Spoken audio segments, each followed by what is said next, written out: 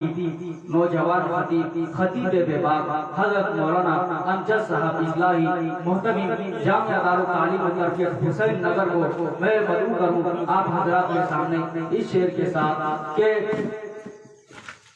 आज अपनी बेकरारी को करार आ ही गया, आज अपनी बेकरारी को करार आ ही गया, जिसका शिद्दत से इंतजार था वो आ ही गया। और वाइज़े बेमसल की आमद से इस चमन में, और वाइज़े बेमसल की आमद से इस चमन में भी बहार आ ही गया, इस चमन में भी बहार आ ही गया। माइक पर जनाब हजरत मौलाना अमजद साहब।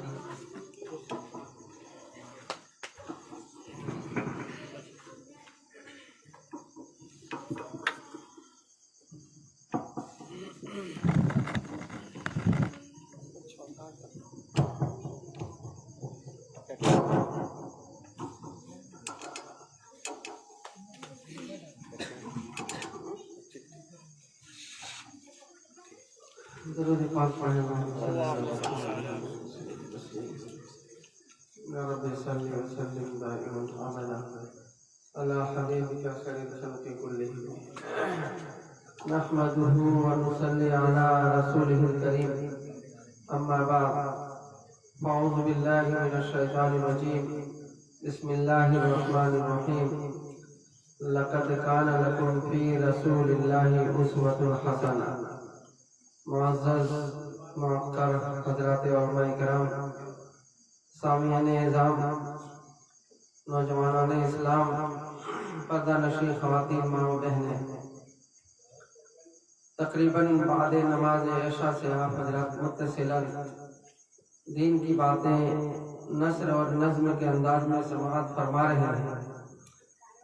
سردی کا موسم بھی ہے اور مجمع بھی اس لائق نہیں ہے کہ مزید آپ کی کھینچائی کی جائے، اس لیے میں چاہتا ہوں کہ 15 منٹ کچھ بات ہو جائے اور پھر انشاءاللہ دعا کر دی جائے گی۔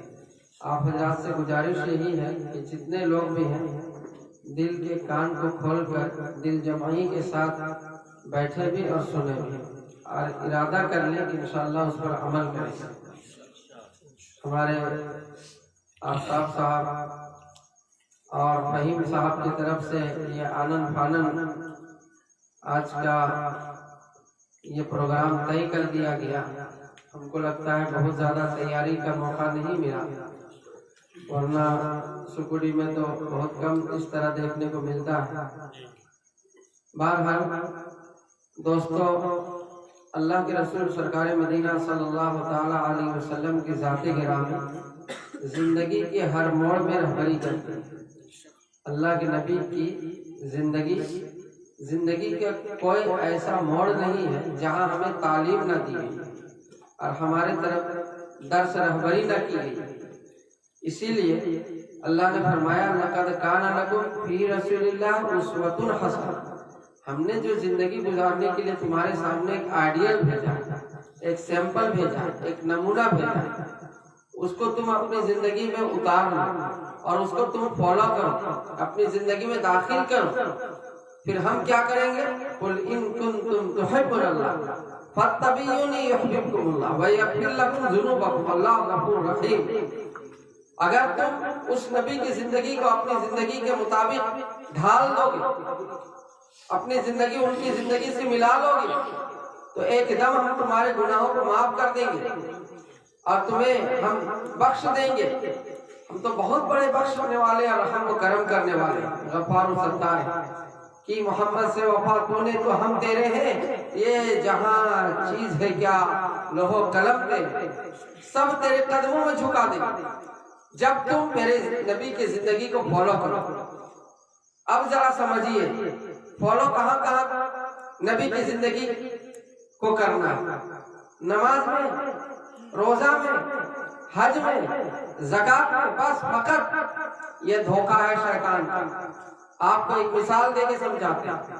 ایک اندھوں کی جماعت جا رہی تھی اور ان لوگوں کو ایک ہاتھی پر گزر ہوا، कि किसी ने पीठ पर हाथ रखा, किसी ने पांव पकड़ लिया, किसी ने दुम पकड़ लिया, किसी ने कान पकड़ लिया, किसी ने सूंड पकड़ लिया। आपस में ये अंधे जितने थे चर्चा करने लगे। किसी ने कहा हाथी दीवार की तरफ हुआ करता है, जिसने पीठ पर हाथ रखा था। जिसने पांव पकड़ा था कहा नहीं, हाथी पिलर की तरफ होता। और जिसने दुम पकड़ा था उसने कहा नहीं, हाथी झाड़ू की तरह होता। जिसने कान पकड़ा था उसने कहा नहीं, हाथी पंखे की तरह होता। अब आप लोग बता दीजिए, हाथी क्या उस पीठ का नाम है, या हाथी उस पैर का, दुम का, सूंड का नाम है? नहीं, हाथी उस पूरे मजमे का नाम है, जुज का नाम नहीं है, कुल का नाम है। हाथी एक अंग को नहीं कहा जाएगा, बल्कि पूरे उसके मजमे को कहा जाएगा। ठीक इसी तरह समझिए, दीन का आज हम लोगों को धोखा लग गया। जो आदमी नमाज पढ़ने लगा वो समझ लिया हम दीनदार बन गए। अरे तूने एक जुज पकड़ा है, कुल नहीं आया तेरे हाथ में। जिसने रोजा रख लिया वो तो और बड़ा दीनदार समझने लगा। जिसने हज और ज़कात दे दिया तो बस अर्श से ही से घूम के आ गया, अब उससे ज्यादा क्या कर सकता? वो तो पाक और मुबर्रा हो गया, अब इससे ज्यादा क्या हो सकता? यह शैतान का सरासर धोखा है, समझने की जरूरत है। उलमा से राब्ता कायम करके जानने की जरूरत है, क्या ये दीन है? नहीं, ये अरकाने इस्लाम है। दीन तो उसको कहेंगे जो सर के बाल से पैर के नाखून तक, सुबह से शाम तक, पैदाइश से मौत तक जो नबी के रंग में रंग गया, जो नबी के ढंग में आ गया, ढंग उसको कहेंगे इसकी जिंदगी में पूरा दीन आया। मेरे मोहतरम, जैसा कि मैं आपको बतलाए देना चाहता हूं कि अल्लाह के नबी सल्लल्लाहु ताला अलैहि वसल्लम फकत इबादत की तालीम दे के नहीं गए। इबादत की तालीम खाली नमाज रोजा हज ज़कात सिखा के चले गए, इतनी सी बात थी? बल्कि अल्लाह के नबी सल्लल्लाहु ताला अलैहि वसल्लम ने मदीना मुनव्वरा सफर करने के बाद आपने पहला काम किया मस्जिद नबवी की तामीर। मेरे दोस्तों, उसके बाद आपने एक तो सुबह चबूतरा कायम किया, जो वहां दर्स तदरीस का काम आगाज हो गया। और आपने, लोग कहते हैं कि सियासत दीन में नहीं है, अजीब व गरीब मामला। सियासत दीन में नहीं रहेगा तो वही होगा जो गलत आदमी आएगा आजान बंद करेगा। मत जाओ ना सही आदमी, जगह पर सही आदमी नहीं जाएगा तो कहेगा मस्जिद को तोड़ो, आजान बंद करो। मौलाना अरशद मदनी साहब ने एक मर्तबा अपने वाकया सुनाया कि देवबंद के अंदर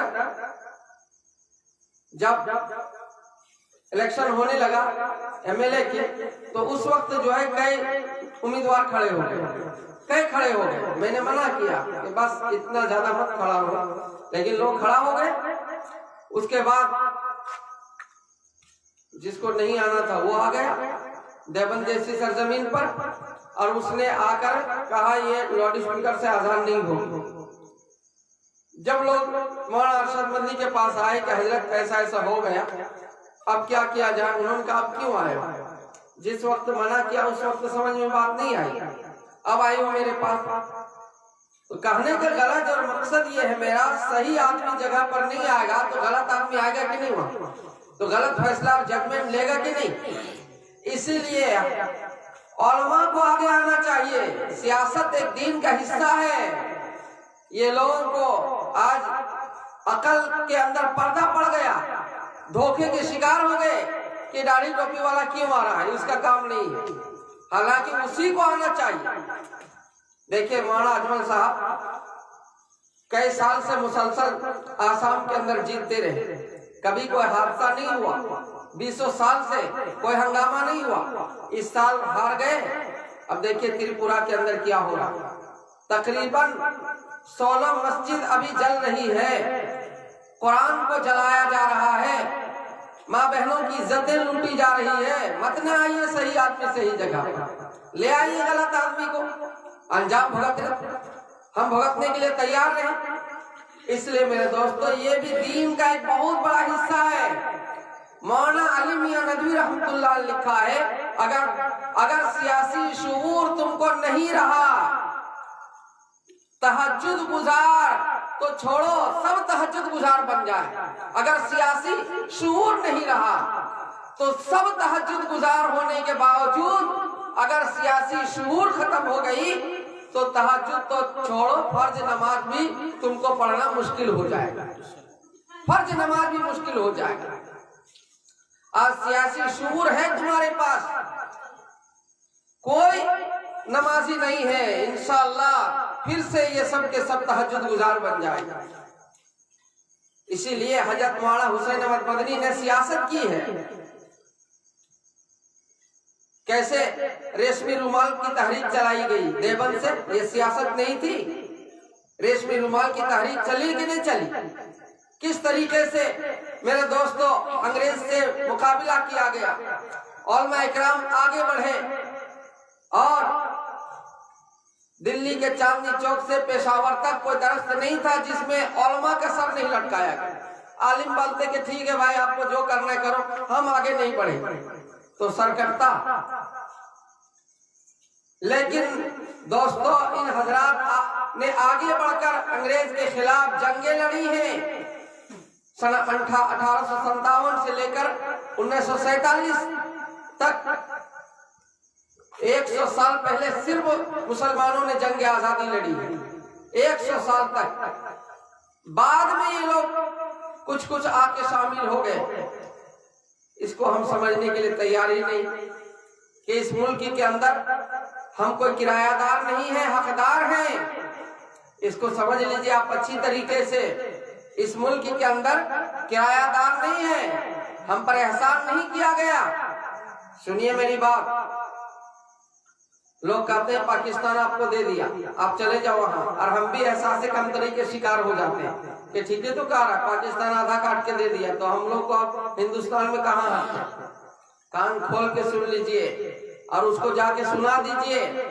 जिस वक्त जिन्ना ने ऐलान किया था कि हिंदुस्तान से अलग कर दिया जाए, मुस्लिम एक कंट्री को अलग कर दी जाए, मुस्लिम मुल्क को अलग कर दिया जाए, उस वक्त इसी सरजमीन पर शेखुल हिंद हजरत मौलाना हुसैन अहमद मदनी और शेखुल इस्लाम हजरत मौलाना हुसैन अहमद मदनी और इमामुल हिंद हजरत मौलाना अबुल कलाम आजाद और हजरत अल्लामा इकबाल रहमतुल्लाह अलैह, ये तीनों के तीनों जामे मस्जिद दिल्ली के सीढ़ियों में खड़े हो गए और कहने लगे मुसलमानों कहाँ जा रहे हो इस मुल्क को छोड़कर, कहाँ जा रहे हो? यहाँ क्या तुम्हारे मकबरे नहीं है? यहाँ क्या तुम्हारी मसाजिद और तुम्हारे मदरसे नहीं है? इसको छोड़कर इस मुल्क से कहाँ जाओगे? हम तो मर के भी इस वतन को नहीं छोड़ेंगे। मिन्हा खलकनाकुम व फीहा नुईदुकुम व मिन्हा नुखरिजुकुम तारतन उखरा। तुम तो उड़ा दिए जाते हो, बहा दिए जाते, पता नहीं भूटान ने, जर्मन ने, लंदन चल जाते। हम तो मर के भी इसी मुल्क में रहते हैं। हमसे बड़ा वफादारी के सबूत कौन दे सकता? बहरहाल उन्होंने कहा हम इस मुल्क को छोड़कर नहीं जाएंगे।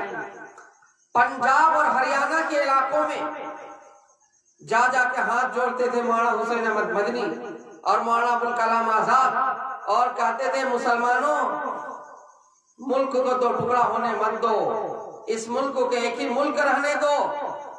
उस वक्त लोगों ने चेहरे पर थूक दिया, हजरत मौलाना हुसैन मदनी के चेहरे पर थूका था और अपनी लड़कियों को नचाया था और शेखुल इस्लाम को शेखुल काफिर तक कहा। पंजाब के मुसलमानों ने हजरत मौलाना हुसैन मदनी को नहीं पहचाना और हजरत मौलाना अबुल कलाम आजाद को नहीं पहचाना, उनके चेहरे पर थूका, उनके सामने लड़कियों को नचाया, शेखुल काफिर कहा और यहाँ तक के अंग्रेज के एजेंट कहा उन हजरात ने। और सियासी शऊर जब मुसलमानों में न रही तो उसका अंजाम क्या हुआ? मस्जिदें अस्तबल बनी पड़ी हैं, जहां घोड़े और बैल और बकरियां बांधी जा रही हैं। वहां अभी मैं चंद साल पहले गया था पंजाब, चंडीगढ़। तो चंडीगढ़ जहां मुझको जाना था, मैं जब स्टेशन पर उतरा तो एक आदमी को उसने भेज दिया रिसीव करने के लिए जहां मुझको जाना था। जब वो आदमी आए तो लोकेशन से फोन से के जरिए वो आदमी मेरे पास पहुंच गया, आके सलाम किया। उसकी पगड़ी सरदार वाली اور اسی طرح کبھی الجثہ آدمی بھی تھا طاقتور قسم کا، وہ آیا سلام کیا، اس کے بعد مجھ کو اپنی گاڑی میں بیٹھا لیا۔ پھر میں جب وہاں گیا جس کے پاس جانا تھا، ایک مولانا چھوٹا سا مکتب میں پڑھا رہے ہیں، ان کے پاس میں پہنچا تو ان کو بھی سلام کیا۔ جب یہ آدمی چلا گیا اس کے بعد میں نے مولانا سے پوچھا یہ آدمی کون ہے؟ آپ نے سلام کا جواب دیا۔ انہوں نے کہا کہ یہ مسلمان ہے، لیکن یہاں کے مسلمانوں کی حلیہ وہی سکھ کی طرح یہ سب رہتے ہیں، ان کی پوری شکل و شباہت سکھوں والا لباس ہے، پگڑی ہے، داڑھی بھی خشخشی اسی طرح، پورا حلیہ اسی طرح۔ مجھے بڑی حیرت ہوئی تو مولانا نے کہا کہ ٹھیک ہے میرے ساتھ آپ چلیے۔ 2-4 گھروں میں وہ مجھ کو لے کے گئے۔ جب 2-4 گھروں میں جانے کے اتفاق ہوا تو آپ کو حیرت ہوگی، گھروں میں جب ہم بیٹھے تو مکے اور مدینے کی بھی تصویریں لٹکی ہیں اور کئی مندروں کی بھی تصویریں لٹکی ہیں گھروں کے اندر، یعنی کہ ہم مندر میں بھی جاتے ہیں، ہم مسجد میں بھی جاتے ہیں، ہم گردوارے میں بھی جاتے ہیں، سب کی تصویریں لٹکا کے رکھے کہ کبھی ادھر بھی چلے جاتے ہیں، کبھی ادھر بھی چلے جاتے ہیں۔ رام اور دشرتھ کا بھی پوجا ہو رہا ہے، اللہ کی بھی عبادت ہو رہی، کبھی جمعہ بھی پڑھ لیا، کبھی عید بقرعید بھی پڑھ لیا، اور کبھی ادھر میلہ ٹھیلا میں جا کر پوجا بھی کر لیا۔ اس طریقے سے ان کے حالات کئی گھروں میں نے اپنی نظروں سے دیکھا۔ جب میں نے نام پوچھا تو اسی طرح کوئی بھرت حسین ہے تو کوئی مورت انصاری ہے، نام آدھا ادھر آدھا ادھر، باپ مسلمان ہے تو ماں ہندو، ماں اگر مسلمان ہے تو باپ ہندو۔ تو میں نے ان لوگوں کو جمع کیا ایک جگہ اسی مکتب میں، تقریباً 20-25 لوگوں کو جمع کیا، اور مغرب کے بعد سے 1-1.5-2 گھنٹہ تقریباً میں نے بات کی، اور خاص طور سے تاریخ پنجاب میں نے بتلایا کہ پنجاب کے اندر دینی انقلاب کیسا تھا کہ اللہ تعالیٰ نے مجدد الفسانی رحمۃ اللہ علیہ کو پنجاب ہی میں بھیجا۔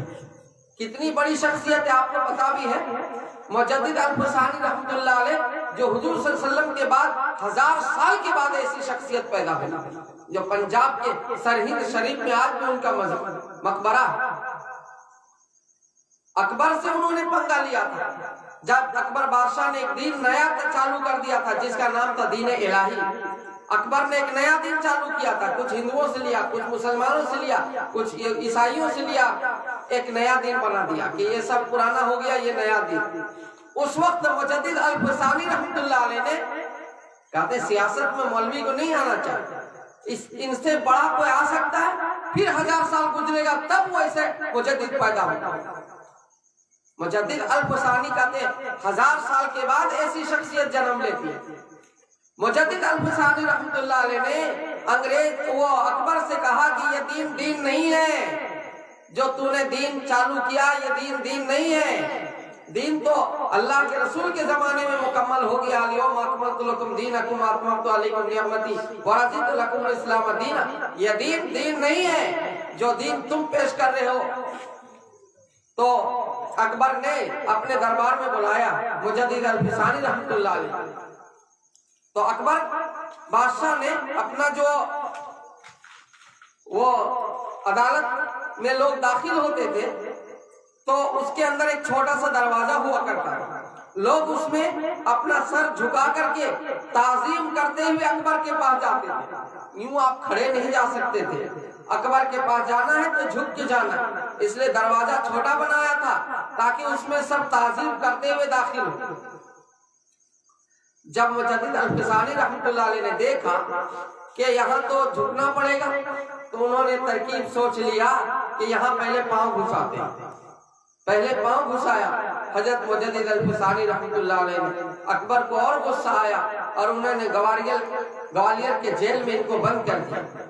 جب اکبر کا انتقال ہو گیا تو اس کا بیٹا جہانگیر حکومت کو سنبھالا۔ جہانگیر کے پاس اللہ کے نبی صلی اللہ علیہ وسلم خواب آئے اور کہنے لگے کہ ایک ہی تو پوری دنیا میں مجدد ہے اور اسی کو تیرے باپ نے جیل میں ڈال دیا، تم کیا چہرہ لے کے آؤ گے میرے پاس قیامت کے دن، اس کو رہا کر دو۔ تو جہانگیر گیا اور پاؤں پکڑ لیا، تو حضرت مجدد الفسانی رحمۃ اللہ علیہ نے فرمایا پاؤں مت پکڑو، پاؤں مت پکڑو، اللہ کے سوا یہ سر کہیں مت جھکاؤ، یہ میرا کہنا ہے، لیکن سنو ہم جیل سے باہر بھی نہیں جانے والے ہیں، اگر جیل سے باہر لے جانا چاہتے ہو تو پہلے دین الہی ختم کرو، देने इलाही को खत्म करवाया हजरत मुजद्दिद अल-फसानी रहमतुल्लाह अलैह, तब जेल से बाहर आया। ये सियासत कोई अलग चीज नहीं है मेरे दोस्तों। अगर सही आदमी सही जगह पर नहीं आएंगे तो गलत आदमी आके गलत जजमेंट लेंगे। इसीलिए अल्लाह के नबी सल्लल्लाहु अलैहि वसल्लम ने खुद सियासत की है। यहाँ तक के ये जो जेल बना हुआ है, मुकदमात जो चलते हैं, अदालत जो कायम की गई है, ये सब हजरत उमर का बनाया हुआ। पुलिस का महकमा हजरत उमर का बनाया हुआ। जेल का तौर तरीका और कवानीन हजरत उमर का बनाया हुआ। अब क्या जानते हैं, इस्लाम और कुरान और हदीस के खिलाफ है। इसलिए मेरे दोस्तों, हम सबका बहुत सूझबूझ के काम करने की जरूरत है। बहुत बेवकूफ है वो लोग जो कह देते हैं ये जो है उलमा क्यों आते हैं इसमें, या ये गाड़ी टोपी वाले क्यों आते हैं इसमें। उसकी अकलें खराब हो गई, उसकी खोपड़ियां मारी गई है, जिस बात को समझ नहीं पाते। क्या बताएं आपको और क्या सुनाएं आपको। मुसलमानों ने अपने पैर पर खुद कुल्हाड़ी मारा। जब हिंदुस्तान पाकिस्तान मनहूसियत के साथ दो टुकड़ा हो गया तो पाकिस्तान जो है तकरीबन दिल्ली तक आ गया, जिसको पश्चिमी पाकिस्तान कहते हैं, वो दिल्ली तक आया। और पूर्वी पाकिस्तान जिसको कहते हैं बांग्लादेश, ये कुल्टी बढ़ाकर तक आ गया था। हिंदुस्तान कितना छोटा हो गया था, उधर दिल्ली मान लीजिए और इधर कुल्टी मान लीजिए, कितना छोटा हिंदुस्तान हो गया था।